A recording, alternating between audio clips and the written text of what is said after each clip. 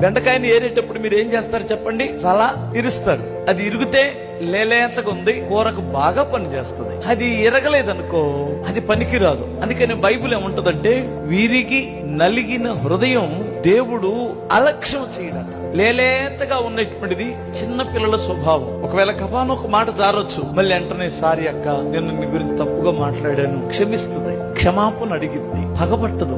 పగబట్టింది ముదిరిపోయిన బెండకాయ, అది దెబ్బలో పడేయటానికి తప్ప మరి దేనికి పనికిరాదు. అసలు ముదురులు ఉండకూడదు.